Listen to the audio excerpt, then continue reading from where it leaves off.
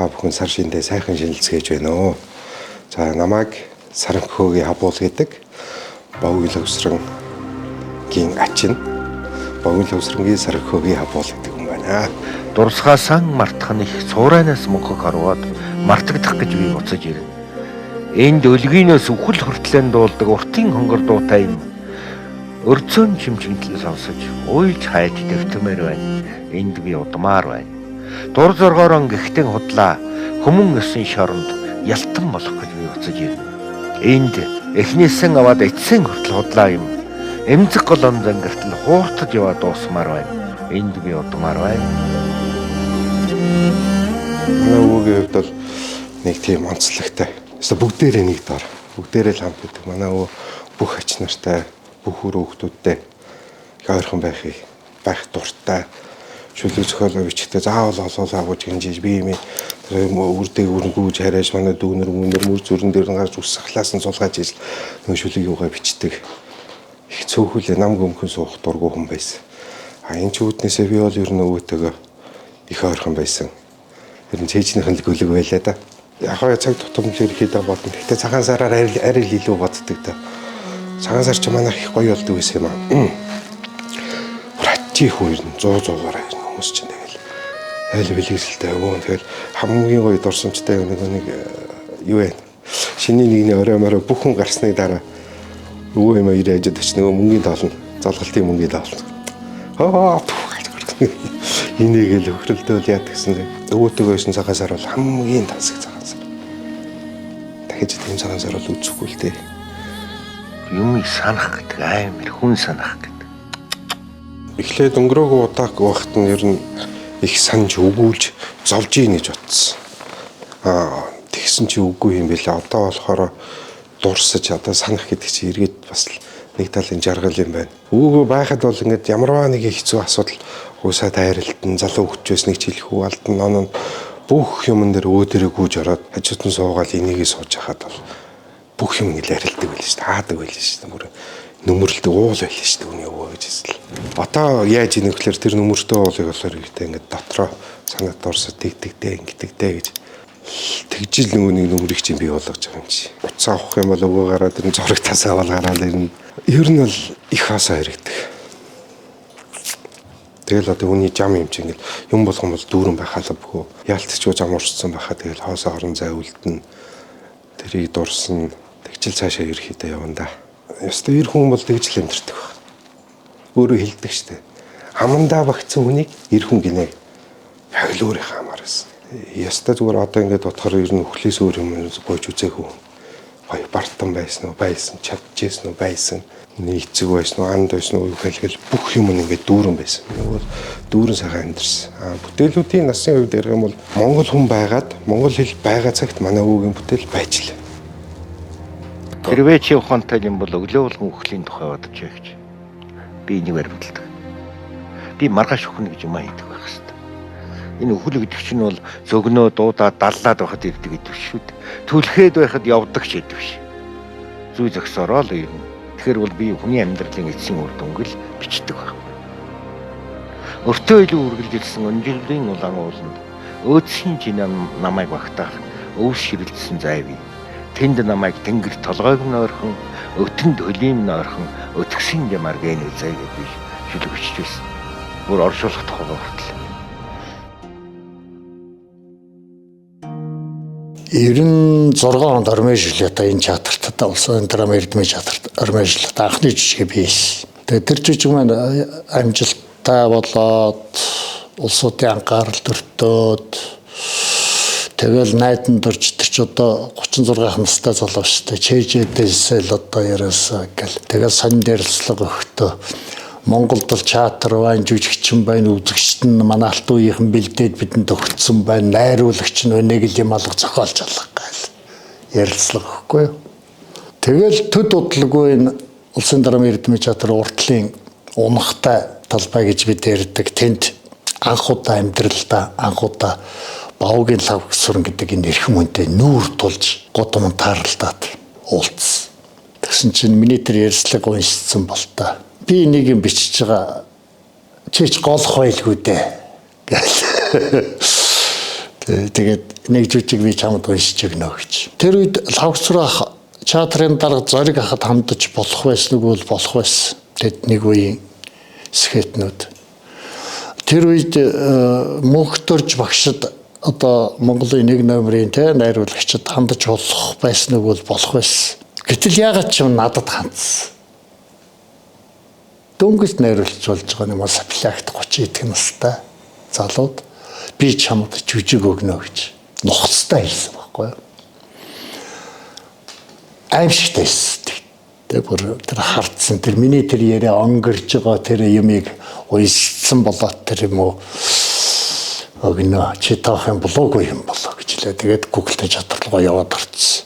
Анх битэр тэгж нүүр тулж хамтарч одоо уран бүтээл хийх замнал маань ихсэн гэхүү дээ. Хатуу ширүүн юм шиг харгас хэрцгий юм шиг мөртлөөсөө уянгалаг шинж байдлыг өөрөө бүтээж чаддаг. Тэрийг үгсийг их зөв байранд оруулж чаддаг. Тэр нь бол хавсрангоо хувьд бол онцгой цоос шин өнгөс байж чадсан л доо. За тэгээ араас нь олон хүмүүс дагсан доо. Зундын дээр зэндийн чимэд дөржгээд бас тухайн үеийн яруу найргийн нэртэй төлөөлөгч нар бол хавсрангоо нөлөөнд бол орсон. Тэрийг одоо бид нар хэлэх ёстой баг. Тэр ийм хавсрангоо том яруу найрагч бол ингээ араасаа бас өөрийнхөө үеийнхэн болоод бас дараагийнхаа залуу үеийн дагуулдаг гэдгийг бол бас тодорхой харуулсан л да. Бараг одоо 90-ад онд чинь тэр хосгоён гэдэг төврийн бүтнээр нь чийжилчихсэн хүн ч гэсэн байж л байдаг байсан шүү дээ. Тэгээд ингэж одоо ард түмний дунд амьдарч ирсэн яруу найрагч бол маш цөөхөн байдаг. Тэгээд одоо сайн яруу найрагчаас чинь манайхан жоо хошиг нь ол ярьдаг шүү дээ. 5 шүлгэл үлддэг юм гэлээ гэж. Тэр хавсрангоос бол 5 бол хангалттай үлдэхээр тийм 20 дугаар зууны тийм сод уран бүтээлч байсан гэж. Бидний хоёр гэдэг шүлэгт байдаг шүү дээ. Уулзахгүй эдэ гэх юм чи ухаан түмэн тэгвэл мөрөн болъё. Уулын дөгшин голууд бай. Талын намууд мэлмэрсэн, таралдсан чулуунд харгаацсан. Урсгал дээр нар сарыг хэмгчин тоглосон. Уулзахгүй ч уулзгын сэтгэлтэй голууд бай гэж. Тэр нар сарыг хэмгчих гэдэг одоо ингэхээр энийг бол ер нь хүн өмнө ингэж хэлж байгаагүй шүү дээ. Нар сарыг авчраа хэмглээ аяж чинь гэвэл одоо юу гэсэн ч үгүй ойлгомжгүй шүү дээ. Гэтэл яг энэ шүлгэн дээрээ очихоор нөгөө голын усанд тусж байгаа нар сарны тусгал чинь тэр ширүүн урсгалтай голд ингээд хэмхрээд урсж байгаа юм шиг харагдах. Энүүнийг олж харж тэгээд тэрийг ингээд хайрын төрслөл болгоо те. Уулзахгүй ч гэсэн хоёлоо уулзах сэтгэлтэй гол бай гэдэг чим хоёлоо ийм уул байж гэдэг юм уу те. Эсвэл одоо тэр хөвмөхийн уул миний хүүгийн уул гэхэд хүүдээ нэг уулыг энэ уулыг чамд өгч байгаа шүүгээ заагаад өгдөг ч юм уу те. Эсхийл гэж том зохиолч яруу найрагч хүн хүмүүст бурхтаас гал хулгайлж ирсэн Прометей гэж хүний бурхны тухай зохиол яруу найргаар илэрхийлсэн. Тэр бол ердийн жижигэл домог байсан. Цаг хугацааны гадна гарсан. Өнөөдөр Прометей одоо хүртэл ертөнцийн хаан ихтэй яг тэр бурхтын шийтгэлийг амсаад тарчлуулж байгаа юм шиг мэдрэмж хүний сэтгэл төрдөг. Одоо Прометей хаан ихтэй байгаа. Энэ бол яруу найргийн хүч байна. Тэгэхээр яруу найрагчийн тэмцэл гэдэг нь яг үүнийг хэлдэг. Бэлэгдэлт ийм шинэ ертөнц үүсгэж, ертөнц цаг хугацааны гадна гаргаж тавихыг яруу найрагчийн амьдрал гэдэг. Лагусран ингэж амьдрсан яруу найрагч байсан. За үүний хамгийн энгийн жишээ өөрийнх нь тэр хөх мөнхийн уул гэж алдартай шүлэг байдаг. Тэлмэн зэрэглийн дунд эмнэг адуу шиг зогсох тэр хөх мөнхийн уул миний хүүг энэ уул ургах нарыг духадаж дүнхийн унах нарыг үүрч ханхайн нар нь шингдэггүй навч нь ганддаггүй миний хүүгийн хөх мөнхийн уул. Энэ хөх мөнхийн уул гэдэг бол Лагусрунгийн бүтээсэн бэлэгдэлт ертөнц байхгүй. Энэ уул өнжүүлэлт байдаггүй, хинтийн дадалд байхгүй, Эльбрус ч бас биш, Европын уул биш. Энэ хаан ихтэй хүний сэтгэлд гэрэлтэж байгаа уул байхгүй. Лагусрун үгүй болсон ч, түүний хүү хасар үгүй болсон ч, үр ачин үгүй болсон ч энэ уул гэрэлттэй эцгээ хайрладаг. Энэ ертөнц орон зай, энэ байгаль дэлхийг хайрладаг. Ийм хүн амьдрсаар байх нөхцөлд Лагусрунгийн тэр хөх мөнхийн уул хаан ихтэй хүний бодол санаанд гэрэлтэнэ. Энэ бол бодит уул биш. Энэ бол оюун санааны уул байхгүй. Лагусрахын олон жүжигүүд би зүгээр тэрэн дотроос хамгийн сайн гэвэл тамггүй төрш сарны цагаан цус нь илүү сайн жүжигийн хавьд бол тамггүй төр бол яг хиллэг нь бол илүү сарны цагаан цус ч гэсэн бас нэг дутаад байхааргүй ухаандаа чи бодолтой нүдий чинь хараатаагаар нь сохолсон тэр үнэн хаа байна нүгэлтийн орчлонд битгийл тамд ч үнэн эзгүй байна шиг тийм ээ сарны цагаан цус садарч байна харж сар газрын булайд шархатсан байна ч гэгш. Гайхалтай өгнөд байгаа зү. Тэ лагсрахын ер нь энэ туйлсын жүжигүүд тэгээ тэрэн дотроо тэр үг хэллэг бол монгол хэл ямар яруу тансаг юм бэ гэж өөрөө ирэхгүй бодогдохоор тэгж бичдэг. Тим диалог, тим үгнүүдийг хэлхийч чадсан одоо тийм цорын өнцгөө хэлж да Монголын драматург штэ. Тэгэхээр зэрэг монголчууд тэр дундаа бий бол их хацтай байхгүй юу? Энэ хүнтэй цог мөр зэрэгч жүжигийнх нь анхны найруулагч болж ингэж ажиллана гэдэг бол одоо өстой энэ яваа насанд минь олдсон хамгийн том аз байхгүй. Өвөөхөн санг цаашаа явуулж нийгэмд яг нэг сангийн шугамар бас нэг төвчөө болох гэж үзэж байна. Бовоо брэнд гэж бас нэг байгуулад бас дахиж явна. Тэгээд нэг хуваарай л ер нь юм хийсэн маягтай байна. Ер нь юмыг ингэж гаргаж ингэж хүмүүстэй ярилцаж ойрхон байж нэг тийм байх сонирхлын үүднээс л хөтлөгч хийж ийсэн. Тэгээд аваад амжилттай байжсэн да тухайн цаг үедээ. Яг өнөөдөр бол хапуул гэдэг хүн хэрхэн яаж амьдрах нь чухал биш. Богино лавсран гэдэг хүний гаргасан соён гэгэрлийн мөрөөр цаашаа энэ ард миний дээр асан гэрлийг цаашаа ингэж түгэхэл үүрэгтэй хариуцлагатай сууж байна. Хүмүүс нөгөө сайн мэддэг шүү дээ. Үе нэвтрүүлэх дээр уйлал гарч ирдэг манай дүү бас. Манай асар ахын хүү. Манай дүү бас бидэд бас хамт байж байгаа. Аавынхаа бүтээлийг, өвгийнхаа бүтээлийг бас дүмэн түрэх үйлдэл хамттай зүтгэж байгаа. Тэгэхээр ахыхаа бүтээлийг бас зэрэгцүүлж ингэж явнаа гэсэн. Одоо өстой нуур далаа шиг их бүтээл байна л да өвгөө.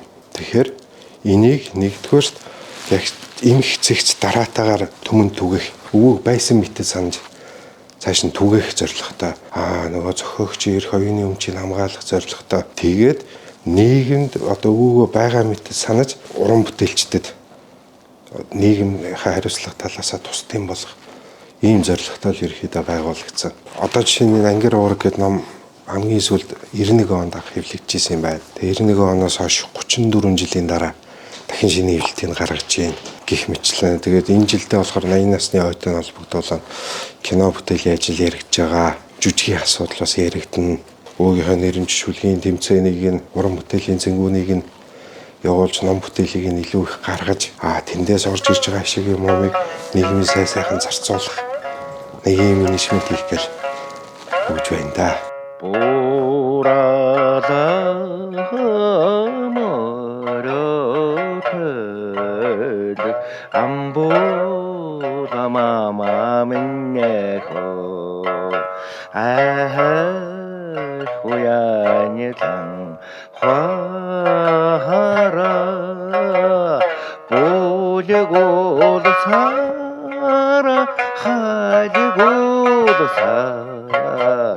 Яваатан өглөөдөө